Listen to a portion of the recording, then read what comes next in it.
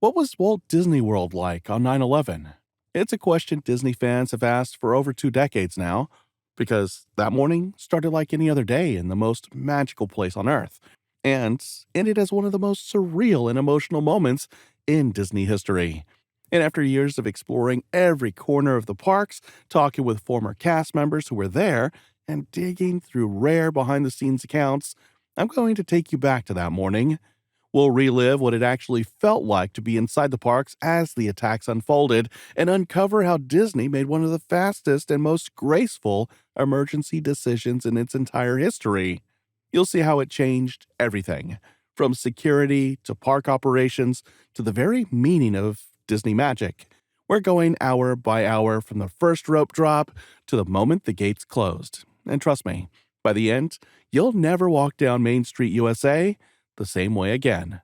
Let's rewind to that morning. September 11th, 2001. A Tuesday morning in the happiest place on earth. The sun had just begun to glint off the golden spires of Cinderella Castle. Families streamed through the turnstiles with Mickey-shaped waffles in hand, smiling cast members waving them inside. The parks were alive with that special Disney energy, the one that feels like anything could happen. This was Disney at its purest. Pre-Magic Band era, no Genie Plus or Lightning Lane Multipass as it's called now, no mobile ordering, just paper tickets, fast pass slips in hand, and a sense of wonder that felt simple, timeless, and safe. Guests poured through the gates of the Magic Kingdom, cameras swinging from their necks, ready to make memories that would last a lifetime. On Main Street, USA, the smell of fresh cinnamon rolls and pastries drifted from the Main Street Bakery, long before it ever became a Starbucks, mingling with the sound of the trolley bell and the distant whistle of the Walt Disney World Railroad.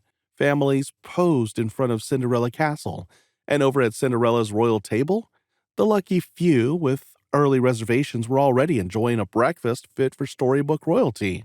Across the park, lines were forming for Space Mountain and Splash Mountain, while over at Epcot, guests marveled at the still new Test Track, the fastest ride in Disney history at the time.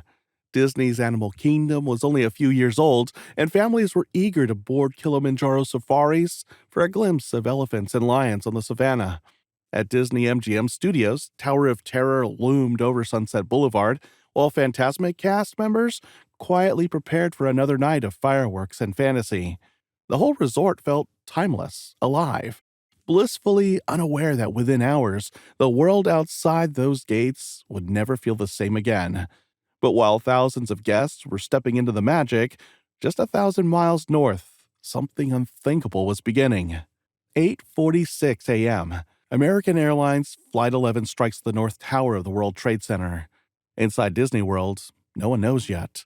And then, the phones start ringing at the Reedy Creek Improvement District's command center, the team responsible for emergency responses at Walt Disney World. The morning magic was about to stop, and what happened next would become one of the most surreal and haunting moments in Disney history. Behind the scenes of Walt Disney World, a hidden network hums quietly every day. The Reedy Creek Improvement District's command center. It's like a miniature city hall, controlling everything from power grids to fire protection, emergency medical response, and more. At 9 a.m., the phones there began lighting up. Reports filtered in from national news, security partners, and government contacts. At first, it seemed like an accident, a tragic plane crash, but then, at 9:03 a.m., United Flight 175 hit the South Tower. In that instant, every executive at Disney had the same realization. This wasn't an accident. It was an attack. And suddenly, an unthinkable question echoed through Disney's control center. Could we be next? Because here's the thing. In 2001, Disney World wasn't just a theme park, it was an American icon, a gathering place of hundreds of thousands of people from around the world, visible, symbolic, and entirely unprotected from an aerial attack. If terrorists wanted to strike the heart of American culture, a place that represented joy, innocence, and togetherness, Walt Disney World would have been a devastating target. Disney World's leadership team, led by then President Al Weiss, made a decision in minutes. They didn't know yet if Disney was in danger, but they knew one thing: they had to protect their guests. In emergency operations, Disney rehearses for hurricanes, fires, even ride evacuations. But this? There was no playbook. Still, they had one advantage: a culture built on preparation. Every cast member, from monorail pilots to parade managers, is trained to stay calm and keep guests calm as well. And that morning, those skills were about to be tested in a way no one could have imagined.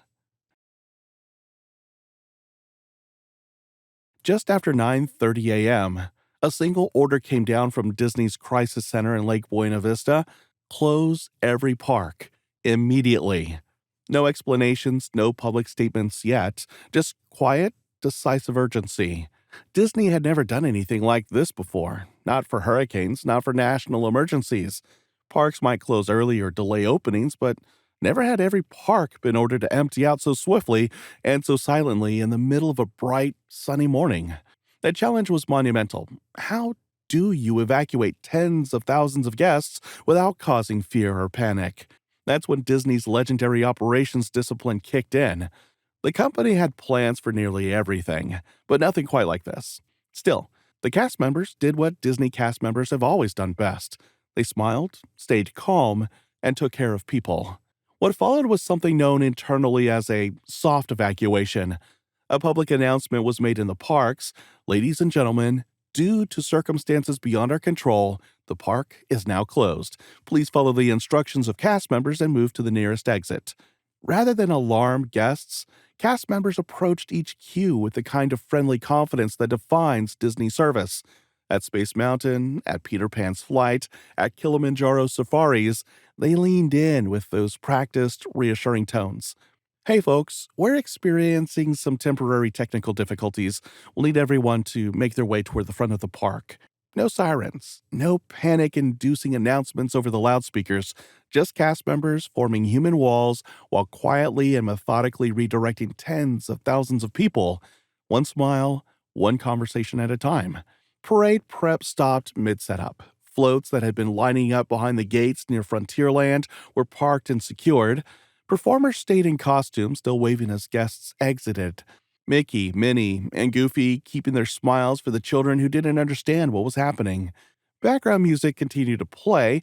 The scent of popcorn and fresh waffle cones still drifted through the air. And somehow, this calm, almost dreamlike evacuation unfolded without chaos. By 10 a.m., however, word began to spread. Guests checked their flip phones, talked with family back home, overheard fragments from portable radios, or caught snippets of conversations between cast members. The tone shifted. You can almost picture it: families walking slowly down Main Street, the distant whistle of the railroad echoing one last time, parents glancing at each other with worry they couldn't quite name yet. Then came the confirmation. The second tower had fallen. The FAA grounded every plane in U.S. airspace, and just like that, the skies over Orlando, normally a near constant hum of aircraft heading in and out of MCO, went silent. Disney accelerated the evacuation. Monorails, ferries, and resort buses ran nonstop, returning guests to hotels where televisions now showed the unimaginable. Cast members guided crowds toward the exits, still smiling, still calm, even as they quietly absorbed the same news themselves. The park's soundtrack turned off, replaced by the initial announcement that the park was now closed and to follow instructions of the cast members. By 11:30 a.m., the gates of the Magic Kingdom were locked. The park that never truly slept stood completely still. Epcot's gleaming pavilions powered down, fountains paused mid-dance, and the World Showcase, normally alive with chatter in a dozen languages, fell silent. Disney MGM Studios shut down its sound stages mid-production. Even the Indiana Jones Epic Stunt Spectacular froze mid-rehearsal. Over at Animal Kingdom, cast members gently guided guests past the Tree of Life and toward the exits. The park's animal habitats now watched over by caretakers alone. And across property, the stillness spread. Resorts, water parks, even downtown Disney. The resort buses ran lighter now, dropping off the last stragglers. In break rooms and offices, cast members were dismissed quietly, told to go home, or assist at hotels where guests were still trying to make sense of the news. For the first time since 1971, Walt Disney World had gone completely silent. The monorails rested motionless on their tracks. Cinderella Castle stood against the cloudless blue sky, empty streets stretching before it. In that surreal, quiet Disney message, the one it had carried since Walt first imagined a place where families could leave their worries behind, seemed to echo louder than ever. That day, it wasn't just a park that closed, it was a dream, taking one brief, solemn pause with the rest of the world. That afternoon, the Florida sun still shone bright, but somehow the world felt dimmer. Outside the gates, birds still sang over Bay Lake. The monorail tracks glimmered in the light, but there were no crowds, no laughter, no music drifting from the parades. The parks, places built to feel eternal, now sat motionless, frozen in time. For the first time in its 30-year history, Walt Disney World was empty. Inside the Magic Kingdom, popcorn carts stood unattended, balloons swayed gently in the still air, and Main Street storefronts reflected only silence. Epcot's fountains had stopped mid-dance, Spaceship Earth loomed over deserted pathways, and over at the studios, a lone cast member turned off the lights of the Sorcerer's Hat Plaza. But beyond those locked gates, something deeply human began to happen. With the airports closed and flights grounded nationwide, thousands of travelers were stranded on Disney property. Families who had flown in that weekend suddenly had no way home, and no idea what would happen next. Rental car lines wrapped around the resorts, phones jammed, and television screens in every hotel lobby looped the same shocking images over and over again. And that's where Disney's story shifted from eerie to profoundly human. Rather than sending guests away or turning inward, Disney opened its doors wider. The company extended compassion in the most practical ways possible. Hotel restaurants began offering complimentary meals. Guests were told not to worry about reservations or tickets. Their stays would be covered until travel resumed. Front desk cast members, some who hadn't even processed the news themselves, calmly guided families to safe spaces. Bus drivers volunteered extra shifts, ferry captains stayed on standby, and resort staff coordinated with embassies and airlines to help international visitors reach loved ones back home. Many remember how the atmosphere in Disney's hotels that week felt strangely sacred, not cheerful, but tender. In lobbies like those at the Polynesian Wilderness Lodge and Caribbean Beach Resort, strangers gathered shoulder to shoulder in front of TV screens, sharing quiet disbelief. Parents explained the unexplainable to their children. Others simply sat in silence, holding hands. And through it all, cast members didn't vanish, they adapted. It's said that costumed characters, Goofy, Minnie, and a few princesses, made unannounced visits to resort lounges, not for photo ops or laughter, but to comfort children who didn't understand why their vacation had suddenly changed. Characters offered hugs instead of autographs. Activities teams brought board games to the hotel lobbies. Custodians, cooks, and greeters, people whose daily job was to create joy, found new ways to do it. Some just listened, others helped guests locate relatives or offer tissues and words of reassurance. Many cast members stayed on property through the nights, even after their shifts ended, simply because they didn't want to leave the guests they'd been comforting.